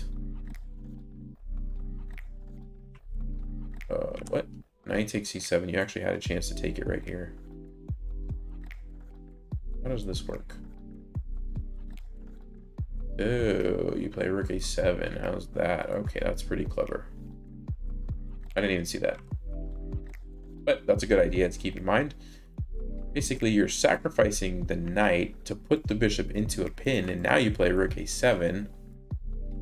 And if the bishop moves, you're going to take the queen, and if not, well, then you're just going to take it next move. Interesting. So yeah, that's a clever little idea. I don't think I would have saw that. Okay, but what happened in the game is you get this triple battery pin, and so that's not good. And you end up losing the piece. Yeah, that's tough. And now it's just better for white with the extra piece. Although black does have the pawns. Yeah, your only chance here would have been if you could hold on to the pawns. So you gotta go up here. You gotta go there. Defend this. You can't lose those. Well, I don't know why white was just letting you do that, but okay. I guess it's not that easy.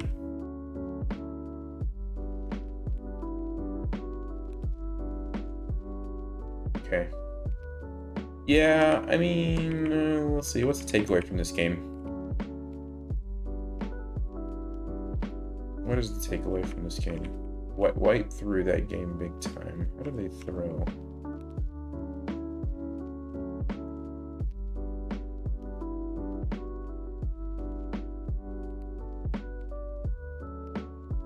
I think right here, like if white, I don't know, because you have f6. I don't know. That's a weird game. I don't even know what to say. I think you played it pretty well. That's all I can really say on that one. All right. Let's see. Let's do a few more.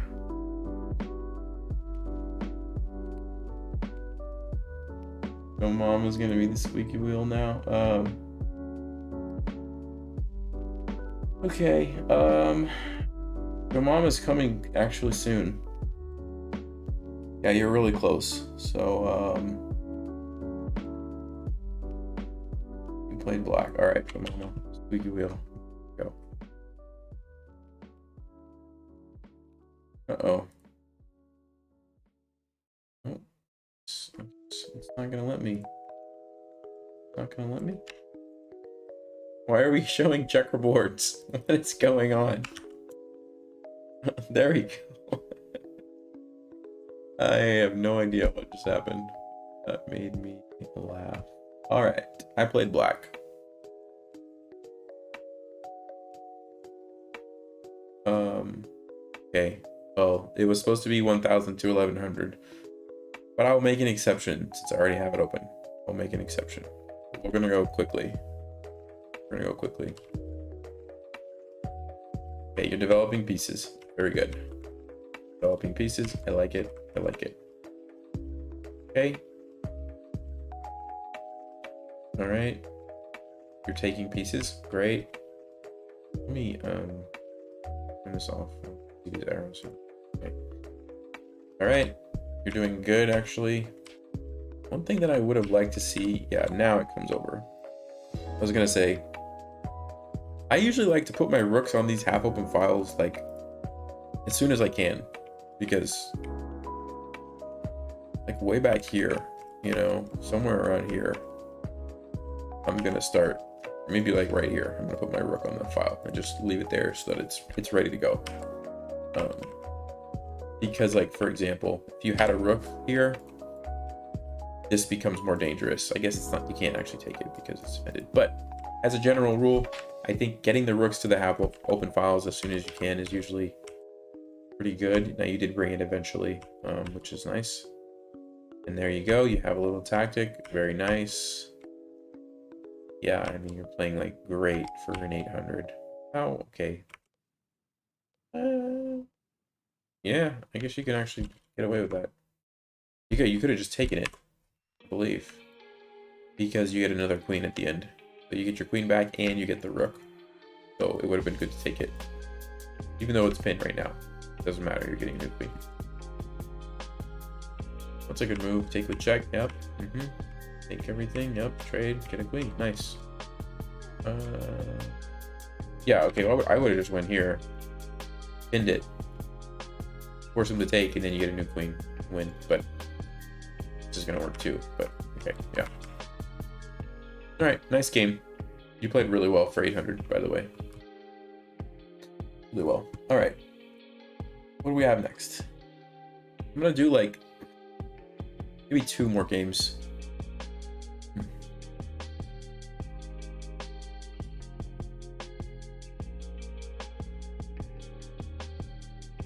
Yes, that was 800. I know. I made an exception because I don't know why. All right, let's go. I'm white. White.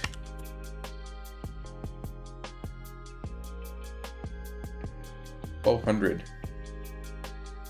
Oh, you guys are not listening to the rules. I'll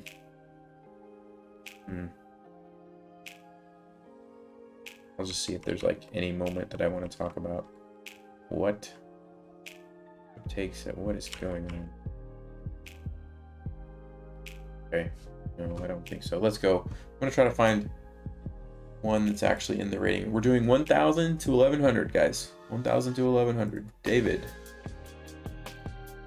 Here's the thing. I can't do all the games in my email anyway. So trying to like filter it down. That's intentional. I'm trying to filter it down. So 1,200 again. All right, let's go to the next game. Ross played black. See if Ross is in the range. Nope. 1,200. Wait, did I copy the right game? Hold on.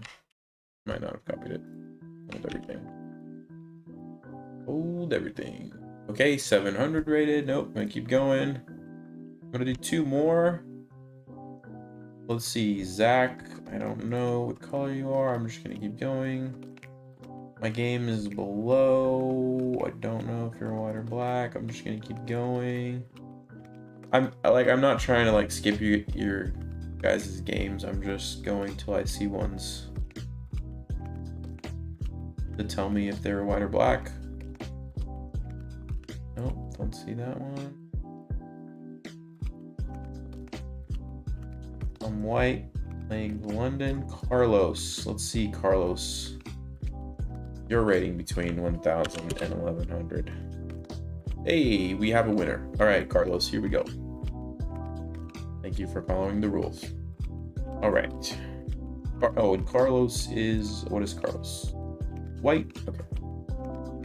I just said that, I forgot. Anyway, let's do analysis, I guess. This one? Analysis. All right, here we go. He's playing in London. Okay. Everybody's playing in London these days.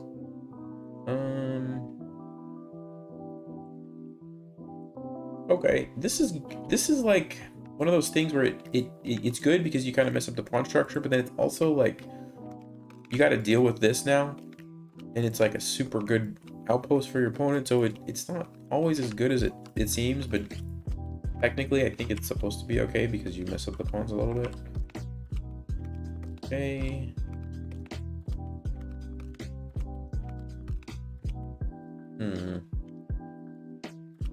Yeah, I mean, here's a little tip. Sometimes you can allow a queen to take the B pawn or G pawn. It works on the other side sometimes too, but more common on the queen side. Sometimes you can allow him to take it and then slide your rook over, and then you get to take, and you end up with a rook on the 7th rank, which is pretty good. And the engine actually likes this too, castling. And so if black does this, slide this over. Actually, it's not saying to slide this over, but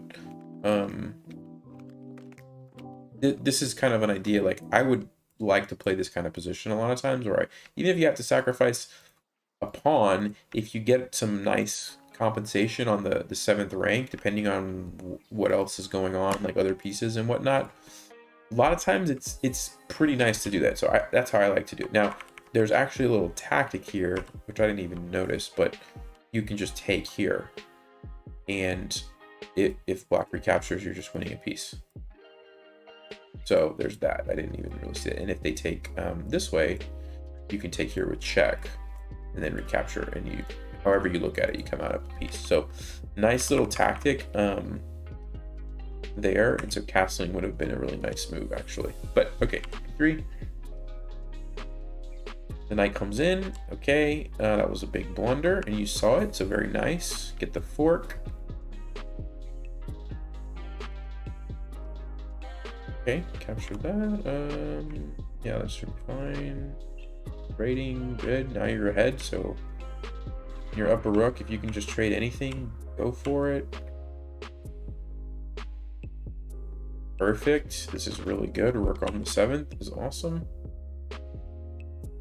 Knight comes in. Ooh, that's a nice move, isn't it? Yeah. You get the fork. Yeah. Okay. And they resigned, I guess, before the... What is this? Is this the... I can't remember. I always get the names used. Anastasia's made or something. If anyone knows, let me know. Nice game, though. Yeah, really good. Not a ton of takeaways from that one. The only thing was, like, you know, keep it in the back of your mind. Sometimes you can sacrifice that B pawn, slide the rook over, and get a lot of counterplay that way. Not always, but a lot of times it's really nice if you do get your rook down there. So Arabian, yes, I think you guys are right. I think it is Arabian. I think that's right. I can never seem to remember that. But okay, nice game, Carlos. And let's do one more. Guys, I'm sorry. I know that there's quite a few that I'm not getting to, but I just can't do them all. So I apologize. Let's see. That one doesn't say the rating. I mean the color. That one doesn't have a link. That one doesn't have a link. That one doesn't have a color. Doesn't have a color. This one, let's see. This one looks like it follows the rules here. Okay. 1100 playing as white. Okay. Let's do this one. This will be the last one from Robert. Robert. That is not what I wanted. Okay. Oops, sorry guys. Getting there. Getting there. Here we go. Alright, Robert is white. I believe. Yes, Robert's white. And here we go. London. You guys like the London, huh? Okay. I think if you're playing the London, a lot of times you would play c3 when they play c5, just to keep your little pawn chain, but maybe that's not what you were going for. In which case, I guess c4 is okay. Okay, this is different. Yeah, you can do this. Let me just turn on the engine, make sure it's okay with that move. Yeah, it's okay. You have to be careful because you are putting your pieces in like where they can be forked. Now in this case it doesn't work, you just take it, but definitely have to be careful doing that. Like because normally when your pawn's on d4, you always have a grip of the e5 square.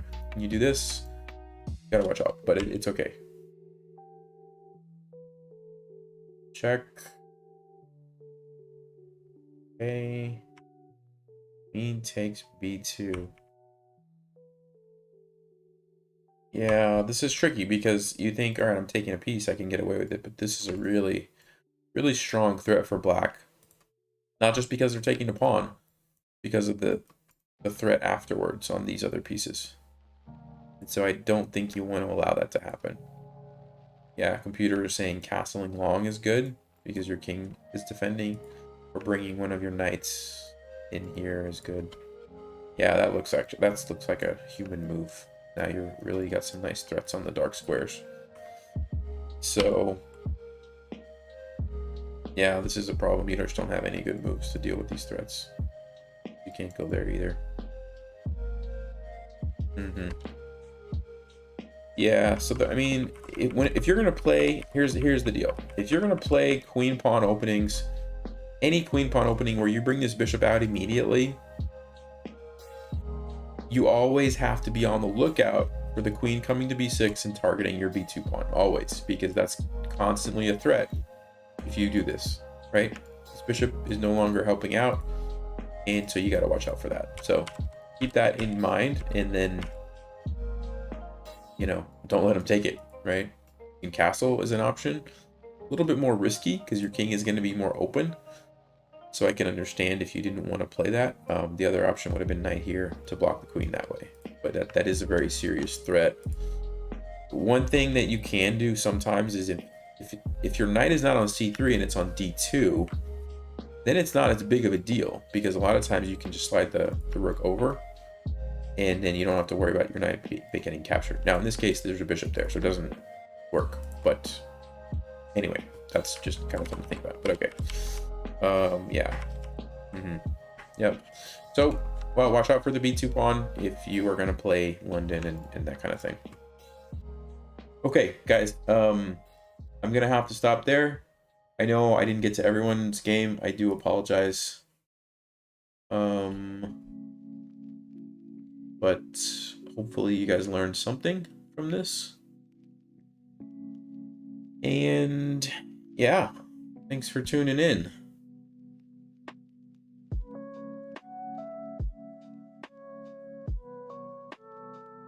.3D services. You get value from watching me. Thanks, man. Appreciate that. Appreciate the super chat.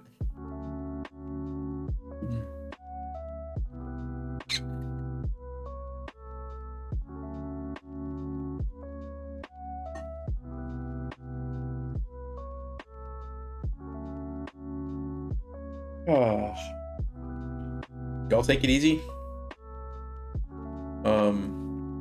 Catch you next time. We'll do 11 to 1200. So if you're in that range, no, I'm just gonna go up by 100. Just like I said, to limit how many emails I get at one time. So 11 to 1200 is what we'll do next.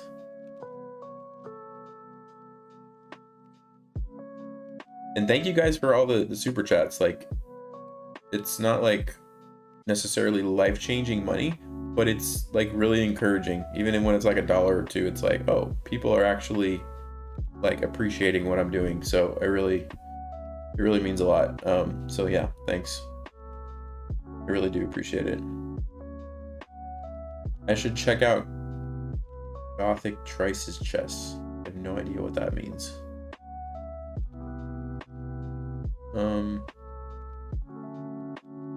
What bots should I be able to win being around 1,000? I don't know. That's a tough question because bots are kind of weird. I don't even know how to answer that. Yeah, you can send the games to my email, but I'm going to be completely honest with you. If you send them before the stream next week, there's a good chance they will get lost. So, I would just, wait, but do whatever. It's up to you. I might see it, but good chance I won't. Number 6. Hey, thanks for the super chat. Appreciate that.